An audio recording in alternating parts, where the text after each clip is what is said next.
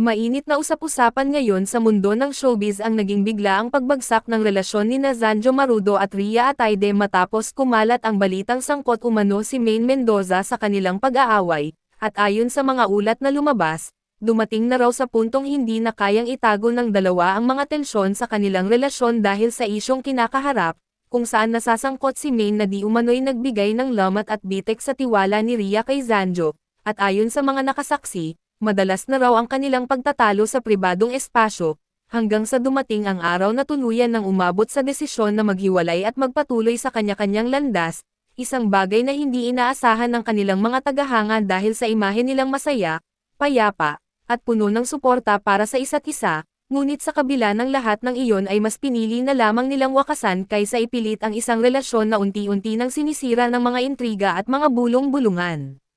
Makikita sa mga pahayag ng malapit na kaibigan ng dalawa na si Rhea Atayde ay labis ang kanyang pagkadismaya at tila nawalan ng tiwala kay Zanjo matapos niyang mabalitaan ang umano'y mga espesyal na pagkilos at ugnayan nito kay Maine Mendoza, bagay na mariin namang itinanggi ni Zanjo ngunit tila hindi sapat upang manumbalik ang tiwala ng dalaga, kaya't habang sinusubukan pa rin nilang ayusin ang gusot, patuloy na lumalala ang mga haka-haka sa social media na nagsasabing malapit nga sina Maine at Zanjo. At ang pananahimik ni Maine sa gitna ng lahat ng ito ay mas lalong nagbigay ng gatong sa isyu, dahilan upang mas maging masakit at mas mabigat para kay Rhea ang sitwasyon, at umabot nga sa puntong ang dating matatag na relasyon ay bumigay na rin sa bigat ng mga paratang.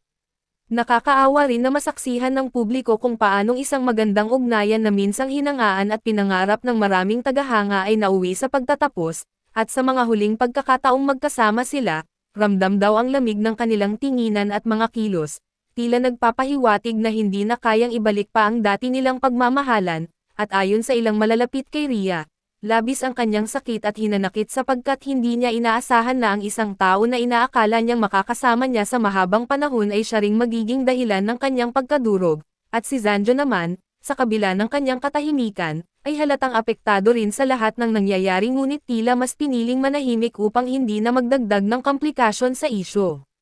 Sa puntong ito, malinaw na tinuldukan na nina Zanjo Marudo at Rhea Atayde ang kanilang relasyon, isang desisyon na magpapatuloy na lamang silang maglakad sa kanya-kanyang landas, at bagamat walang malinaw na kumpirmasyon kung anong papel ang talagang ginampanan ni Maine Mendoza sa kanilang paghihiwalay, nananatiling palaisipan sa mga tao kung may katotohanan nga ba ang mga bulong-bulungan, o baka naman isa lamang itong malaking hindi pagkakaintindihan na naging sanhi ng isang masakit na pagtatapos, ngunit sa huli, ang malinaw ay hindi na muling maibabalik ang dati nilang relasyon at isang malungkot na kabanata sa kanilang buhay ang kanilang tinuldukan, isang balitang tila hinango mula sa isang teleserye ngunit totoong nag-iiwan ng sugat hindi lamang sa kanilang damdamin kundi maging sa mga tagahanga na sumubaybay at umasa sa kanilang pagmamahalan.